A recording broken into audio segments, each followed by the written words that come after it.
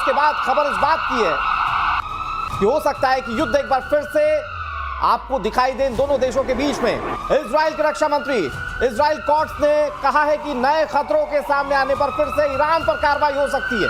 Financial times की report में बहुत बड़ी बात कही गई है, यूरेनियम भंडार बचाने में ईरान कामयाब रहा है, और अगर यूरेनियम भंडार बचाने में ईरान कामयाब रहा तो इसका सीधा मतलब ये इजराइल के लिए चिंता की बात है। और इजराइल इस चिंता को लेकर यह कह रहा है कि हम युद्ध के लिए तैयार है, युद्ध फिर से हो सकता है। श्याम सर, जल्दी से क्विक रिएक्शन सर इस पर, क्या फिर से युद्ध देख सकते हैं दोनों देशों के बीच में हम?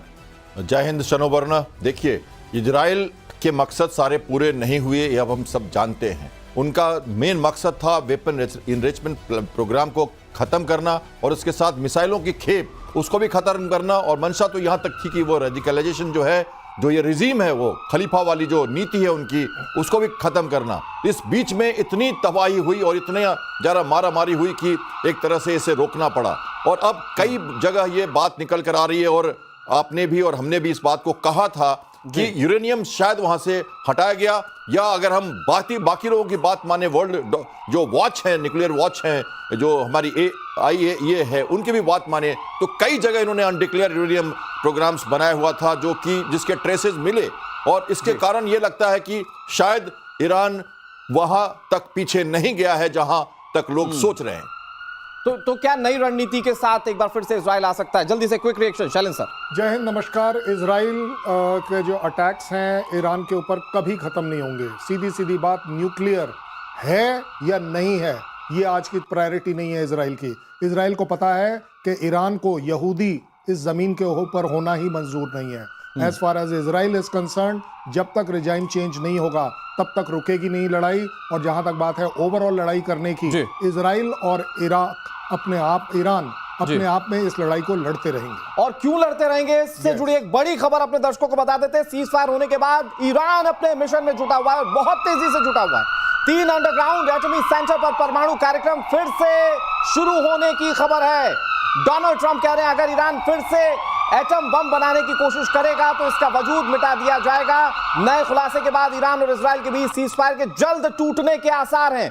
इजराइल और अमेरिका ईरान के एटमी ठिकानों पर फिर से हमला कर सकते हैं। शैलेंद्र सर, जल्दी से अपनी बात को आगे बढ़ाते हुए सर, अमेरिका की भी नजर होगी कि क्या अपने एटमी प्रोग्राम को ईरान आगे बढ़ाएगा, और अगर बढ़ाएगा तो क्या फिर से हमले करने की तैयारी में अमेरिका है? ईरान के पास अगर कोई ताकत बची हुई है तो वो है सिर्फ न्यूक्लियर होना।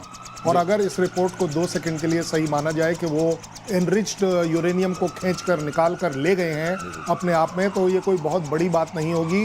क्योंकि आप देखेंगे एनरिच्ड यूरेनियम को निकालने का मतलब क्या है कि अपना न्यूक्लियर प्रोग्राम हम रोल बैक नहीं करेंगे। 1 जगह, 2 जगह, 3 जगह आप उसकी इंस्टॉलेशंस को डिस्ट्रॉय कर दीजिए। 11 जगह है, कहां पर क्या किया क्या नहीं किया, ये ईरान के पास हमेशा से एक ऑप्शन रहेगा। और ईरान अपने आप को न्यूक्लियर बनाने के लिए 2 रीजन है। एक, उसे मालूम है कि जिस दिन वो न्यूक्लियर हो गया वो अपने आप यूएस और इजराइल की थ्रेट कम हो जाएगी, क्योंकि अपने आप में डेटरेंस वैल्यू बढ़ जाएगी। और सबसे बड़ी बात, आफ्टर पाकिस्तान वो चाहेगा कि एज अ इस्लामिक ब्लॉक का वो अकेला लीडर हो जिसके पास ये बॉम्ब हो। लेकिन श्याम सर, जो इजराइल प्रिडिक्ट कर रहा था, जो अमेरिका कह रहा था कि हमने हमले कर ईरान को कई महीनों पीछे धकेल दिया, वो तो शायद बिल्कुल गलत बात साबित होती हुई दिख रही है, क्योंकि अपने इनरिचमेंट के प्लान में आगे जुट चुका है ईरान अभी। बिल्कुल, मैंने पहले भी आपके साथ डिस्कशन में कहा था फोर्डो को छोड़ दो, लेकिन उन्होंने छोड़ा नहीं। अपनी मिलिट्री माइट जरूर दिखाई, डिस्टेंट ऑपरेशन किया उन्होंने, B-2 बॉम्बर का कमाल और टॉमहॉक की मिसाइल्स जो सबमरीन से छूटी उसकी बात जरूर उन्होंने की है। और उन्होंने कहा है कि nobody can do it, हम ही कर सकते थे। वो शायद उनका इरादा जरूर सफल हुआ। लेकिन जहां तक weapon enrichment programme, mass destruction की जो बात कर रहा था ईरान, शायद उसमें उतना डेंट नहीं लगा जो कि मैंने आपको कहा। और यही रीजन है कि वो इनरिचमेंट प्रोग्राम आगे बढ़ता हुआ दिख रहा है। इस बीच एक और बड़ी खबर, इजराइल ने ईरान को बहुत बड़ी धमकी दी है, परमाणु कार्यक्रम नहीं रोका तो हमला तय है, गाजा से 100 गुना बड़ा हमला करेंगे। ये इजराइल की ओर से बात कही गई है। इजराइल जो कह रहा है, मैं फिर से आपको बताता हूं, इजराइल कह रहा है कि अगर परमाणु कार्यक्रम नहीं रोका, जिसकी जानकारी हमने आपको दी कि वो परमाणु कार्यक्रम आगे बढ़ाना शुरू कर चुका है ईरान, तो अगर ये नहीं रोकता ईरान तो गाजा से 100 गुना ज्यादा बड़ा हमला करेंगे। क्या प्लानिंग हो सकती है श्याम सर? देखिए, प्लानिंग उनकी बहुत क्लियर है। जैसे वो गाजा में लगातार आज भी उन्होंने, कल भी मारा है लोगों को, तो उनकी जो उनका जो तरीका है काम करने का, अगर 50 लोग भी उसके देश चारों तरफ से घिरे हों, वो अपनी मंशाओं को रोकते नहीं। उनके जो पर्सनालिटी है नेतन्याहू की और इजराइल के लोगों की जो पर्सनालिटी है वो बहुत क्लियर है कि उन्हें जब लगता है कि उन्हें मारना है तो अमेरिका की भी नहीं सुनते, और उनका टैसिट और बैक सपोर्ट अमेरिका का उनके साथ लगातार है, इसलिए ईरान को वो छोड़ेंगे नहीं, जरूरत पड़ेगी फिर से अटैक करेंगे। अगर गाजा को एक फ्रेम करके अगर ये कह रहा है इजराइल की उससे ज्यादा बड़ा डिस्ट्रक्शन करेंगे, 100 गुना ज्यादा बड़ा हमला होगा, क्या कल्पना कर रहा है इजराइल इस पर? मुझे लगता है थोड़ा सा अनफेयर हो जाएगा कि गाजा और ईरान को कंपेयर किया जाए। गाजा अपने आप में, जहां तक इजराइल की स्ट्राइक है, वो टेररिज्म पॉइंट ऑफ व्यू से है। दूसरी तरफ गाजा में उनको वो डिफेंसिव सिस्टम नहीं मिलते हैं, टैंक्स नहीं है, एयरक्राफ्ट नहीं है, मिसाइल्स नहीं है, कुछ भी नहीं है। जबकि ईरान में अपने आप एक बिल्कुल एक देश के ऊपर आप अटैक कर रहे हैं, आप उस देश की सारी असेट्स के ऊपर अटैक कर रहे हैं, और उसके पास एक क्रेडिबल फोर्स जरूर है। बिल्कुल सर, और यही डिफरेंसेस है जब गाजा और ईरान की तुलना की जाती है, तो इसीलिए डिफेंस एक्सपर्ट कहते हैं देयर इज नो कंपैरिजन। इस बीच एक बड़ी खबर अपने दर्शकों को बता देते हैं, भारत के खिलाफ पाकिस्तान की बहुत बड़ी साजिश सामने आ रही है। ऑपरेशन सिंदूर में तबाह हुए आतंकी लॉन्चिंग पैड्स और ट्रेनिंग सेंटर फिर से तैयार हो रहे हैं। पीओके के जंगली इलाकों में नए हाईटेक लॉन्चिंग पैड को बनाने की कवायद शुरू हो गई है। पाकिस्तानी सरकार, आईएसआई और सेना की तरफ से पूरा सपोर्ट मिल रहा है। खुफिया इनपुट के मुताबिक इस बार इन आतंकी कैंप्स की सुरक्षा और निगरानी की जिम्मेदारी पाक army trend special security guards को दी जाएगी, जो कि तमाम तकनीकी उपकरणों की मदद से कैंप के आसपास के जंगल के इलाकों की पूरी निगरानी रखेंगे। ये खबर भारतीयों को कैसे देखना चाहिए शैलेंद्र सर? पाकिस्तान एक बार फिर से आतंकी लॉन्च पैड्स को तैयार कर रहा है। पाकिस्तान आर्मी का ब्रेड एंड बटर जो है वो टेररिज्म है, चाहे वो इंडिया सेंट्रिक हो, चाहे किस दुनिया में कहीं भी हो। अपने आप में अगर किसी भी तरह से टेररिज्म पॉइंट ऑफ व्यू से अगर पाकिस्तान वीक पाया गया तो दुनिया के जो टेररिस्ट ऑर्गेनाइजेशन है उस पर विश्वास कैसे करेंगे? एक बात। दूसरी बात, उससे भी ज्यादा बढ़कर आप हाईटेक कर लीजिए। आप क्या सोच रहे हैं मैं अगली बार आपको पुराने ओल्ड टेक्नोलॉजी से अटैक करूंगा? मैं भी आपको सुपर हाई टेक्नोलॉजी से अटैक करूंगा।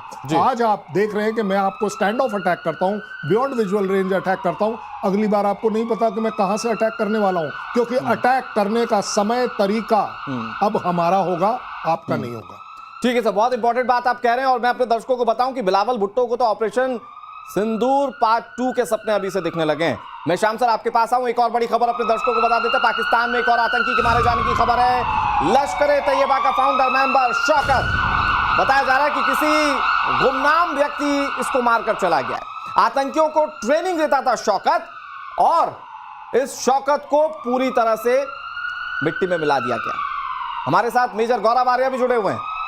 और मेजर, बहुत जल्दी से मैं आपसे ये जानने की कोशिश करता हूं कि लश्कर का ये एक और आतंकी जो ढेर हुआ है, कहा जा रहा है कि किसी अज्ञात ने इसे टपका दिया है, इसके पीछे कोई खेल समझ रहे हैं क्या मेजर साहब आप? देखिए, पाकिस्तान में तो खौफ है ही, और पाकिस्तानी मीडिया अब खुल के कह रहा है कि भारत मरवा रहा है। हमारा यह कहना है कि भाई हमारा इससे कोई लेना देना नहीं है, कोई इनकी हरकतें ऐसी हैं। देखिए, लश्कर-ए-तैयबा जो भी होगा वो कोई संत साधु तो होगा नहीं, बिल्कुल तो होगा टेररिस्ट। और जब वो टेररिस्ट होगा और उसकी हरकतें टेररिज्म वाली होंगी तो फिर उसके दुश्मन भी वैसे होंगे जो उसके पीछे पड़ेंगे। और हो सकता है कि आपसी रंजिश का मामला है। देखिए, ये लगातार दर लगातार पाकिस्तानी मीडिया का कहना है कि लगातार दर लगातार वही लोग मारे जा रहे हैं जो भारत के खिलाफ बोलते थे, भारत के खिलाफ कार्रवाई करते थे। मुझे ऐसा लगता है कि ये बहुत ही एक खूबसूरत कोइंसिडेंस है। बिल्कुल मेजर, आप जो कह रहे हैं वो बहुत इंपॉर्टेंट बात है, क्योंकि जो भारत की मुखालफत करते हैं या जो भारत के खिलाफ कई सारे आतंकी सपने बुनते हैं, वो एक एक करके खत्म हो रहे हैं। और इसीलिए पाकिस्तान तो खुलकर कह रहा है कि भारत करवा रहा है। इस बीच खबर यह कि ऑपरेशन 2.0 की प्रस्तावना मुनीर लिख रहा है।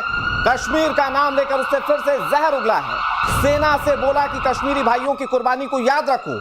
मुनीर के भड़काऊ बयान के बाद ही पहलगाम आतंकी हमला हुआ था, और एक बार फिर से कश्मीर पर जो टिप्पणी कर रहा है असीम मुनीर।